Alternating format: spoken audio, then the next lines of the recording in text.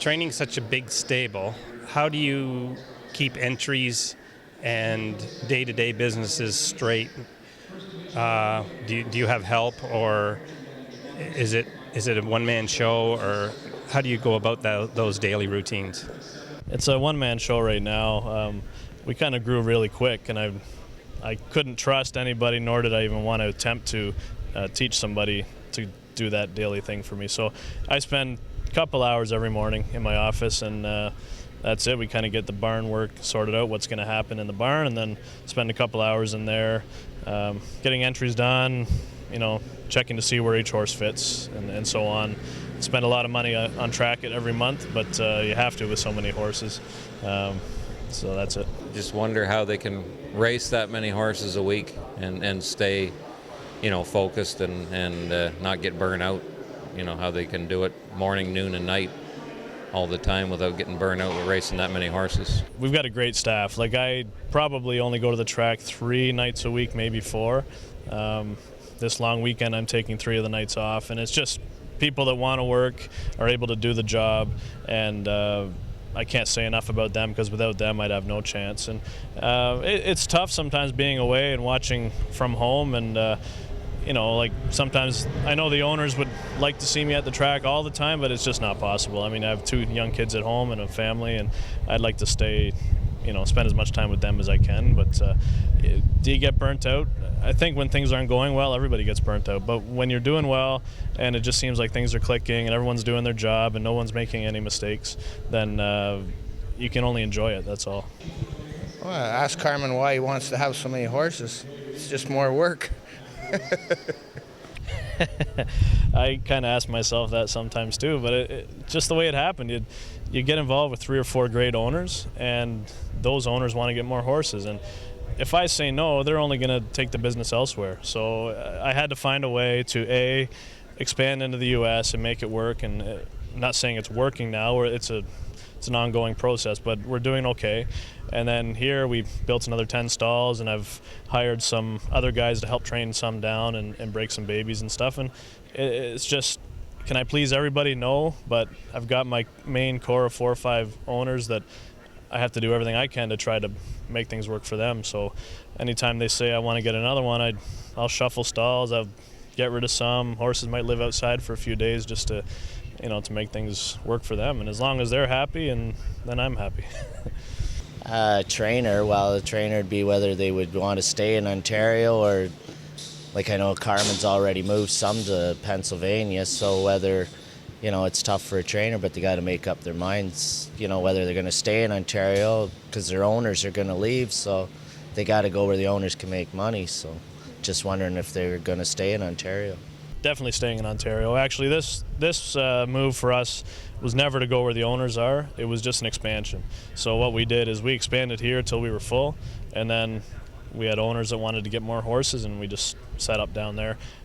Pretty well every one of my owners is still Canadian. They're all from people that I've met here, and it's probably going to stay that way for quite a while. My wife and family don't want to move, so we're staying put. I'll always live in Ontario, but as long as I can keep that satellite stable and even maybe look into another one in a different location in the next couple of years, as long as we can keep it successful and making a bit of money and keeps a few more people employed and everybody's happy, then it's worth it. As soon as it starts costing me money or costing the owners money, or becomes I become unable to run it properly, then I won't do it anymore. I'm happy with 45 horses here, but the owners weren't. With the state of the industry, are more guys turning to quality instead of quantity, I guess? I've kind of made that my main goal over the last few years.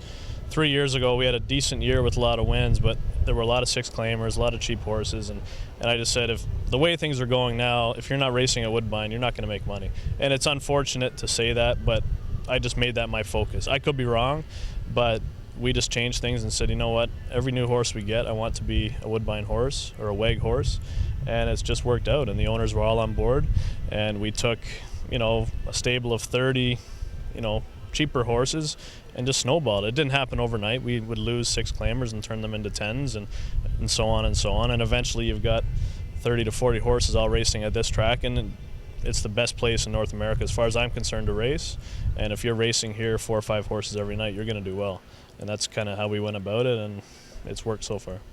I would just ask of their training schedule, whether they jog a lot, do they train a lot, do they don't train at all, just kind of their schedule, their training schedule of what works for them.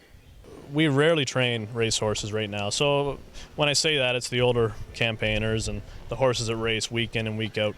The younger ones, 2 and 3 year olds, they're on a training schedule, but it's more dictated by when they race.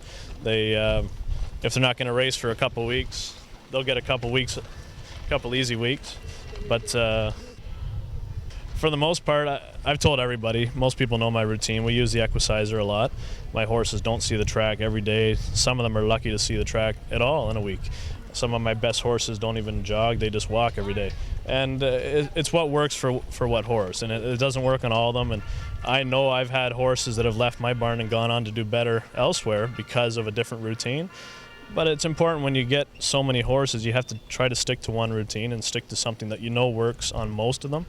Even though it doesn't work on all of them, there are always horses that slip through the cracks, and that's just the way it is. Do they do different things with different horses? Very few. So most of them are all on the same routine. We've had a bunch of problems. I wouldn't say problems, but sometimes when I get a new horse, getting them introduced to the equicizer, some of them aren't used to it. I've had a few horses tie up on there in the first week or two that I've had them. So they might have got put on a different routine initially, but overall most of them end up on the same routine, as long as they're racing every week and they're an older horse that doesn't need more track work. But yeah, the younger 2 and 3 year olds need a lot more work on the track, need a lot more training, and so they get that. But the older horses, for the most part, take it easy most of the week and come here once a week and race their guts out. So that's it. Just how do they keep the maintenance and maintain their horses so well and keep them in tip-top shape? Again, it's racing every week. You won't find anybody that races a horse more than I do. I think one year I had old My Fella. He raced 49 times out of 52 weeks. And 2 of the weeks he didn't race, there was a power outage and a cancellation, and once he got scratched for missing Lasix or something like that. So he was going to race 51 times in 1 year, all at Woodbine. I still think it's a record, that 49, but we're not sure. Nobody seems to know. But anyway, I like to see them race every week. If they're sound and they're healthy, they're not making any money sitting in the stall.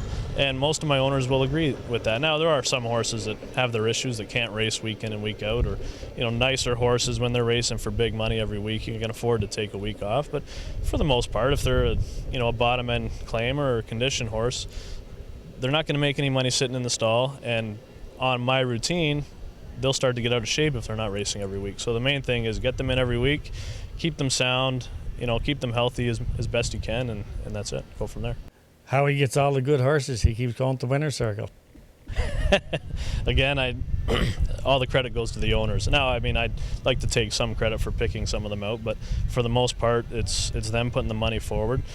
I have a few that I own myself that I've sunk some money into, but for the most part, it's an owner wants to take a chance and they take a gamble, and you find a horse that you think is worth the money, and sometimes you'll see one you think you can improve on, and if you see certain things in the horse. So the biggest thing is having a quantity of horses. Like, they might see me win 1 race a night, but I've got 6 in to do it, and I'm not winning every race. I've still only got a 250 average, I think. So it's just racing a ton, racing them every week, and getting good quality horses. And that's all the owners. They want to invest the money, and if somebody came to me and said, "Here's $100,000," I can find many nice horses for $100,000, but it's getting that money and having the chance to do it. So, how do you make them go so fast?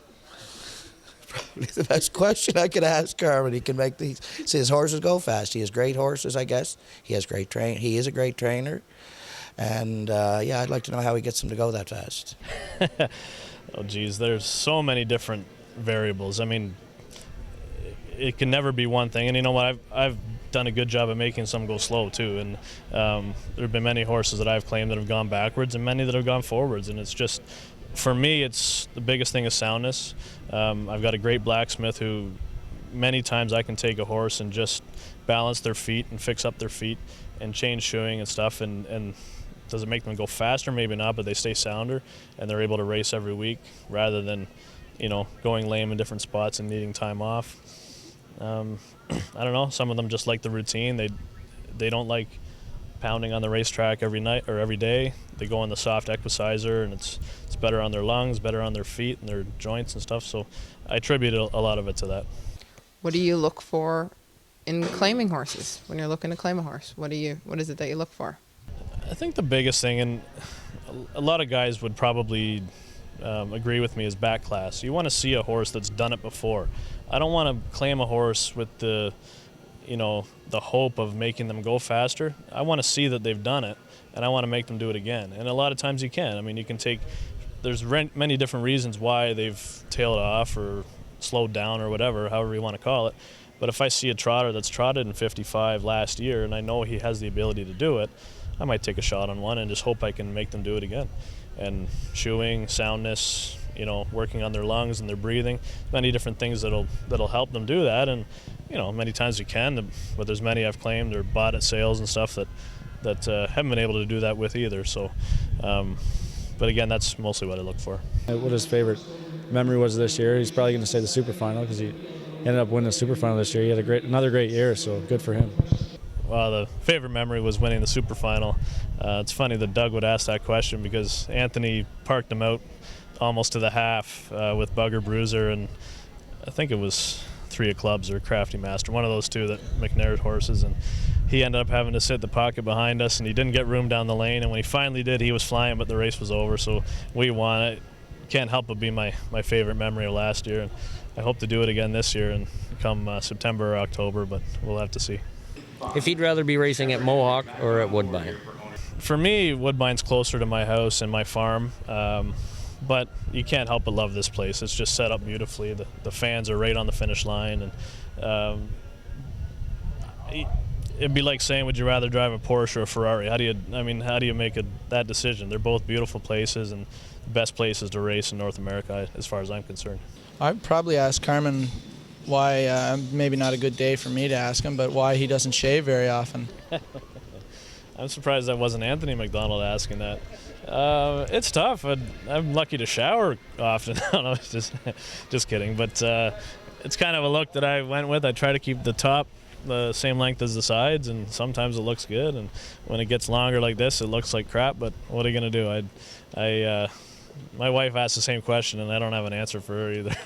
I'm just wondering if he's ever just going to completely shave everything off his face. Probably not, no. I might, if Jody gave me some lessons, I might learn how to do that whole thing. He probably does it in the shower every day, but I think I'd look pretty funny. I'd look almost like a butterball turkey or something like that. Maybe the Stay Puft Marshmallow Man, or the Goodyear, the Pillsbury Doughboy. Hee-hee! Where'd you get that voice? I guess I got it from my mom because I've heard my dad sing, and it's not too pretty. No, just kidding. Actually, both my parents can sing. All 3 of my sisters are great singers, and I just, growing up with a bunch of buddies in school that like to play guitar and that, you just pick it up, and you're always out going jamming or going to karaoke or something, and for me it just became almost like second nature. So now my 4-year-old daughter, Leah, she loves to sing, and I've had some videos on Facebook of her, and everyone thinks she's going to be great too, so we'll have to see about that. I would ask Carmen if he wants to do a duet sometime, I guess. Send me some demo tapes and we'll see. No, just kidding. You know what? I love it. We'll go karaoke sometimes, and I know Jonathan Drury and Renee Allard have been up there with me singing before, and it's fun. There's usually alcohol involved, so yeah, if there's alcohol involved, I'll definitely do it. Carmen Auciello, when can we expect your first solo album? Great singer. I'd love to hear that. That's been in the works for about 10 years probably. I don't know. If I ever get time where I can sit down and put a lot of time and money and effort into it, I'd still love to do it, and I will. But so I've got a lot of stuff written that nobody's ever heard, and I think some of them are okay. As any songwriter, you wouldn't write them if you didn't think they were decent. But again, one day I'll get something out there. At least get it on Standardbred Canada for people to listen to. Is Carmen going to give up his training career to take up singing? No, definitely not. I've had to make a lot of choices in my life. One was, I was a decent golfer, a scratch golfer, played for University of Toronto for a couple of years, and I had to give up that dream, to get into marketing and sales and go to school. And when I did finish school at Humber College, after I went to U of T, I made the decision to get back into horse racing before I regretted not doing it. So I didn't want to wait till I was 30, 35 years old and say, I wish I would have done that. So I did it. I got back in it when I was 21 or 22. And now I've never looked back since, and I'm not going to it. I'll be doing this till I die.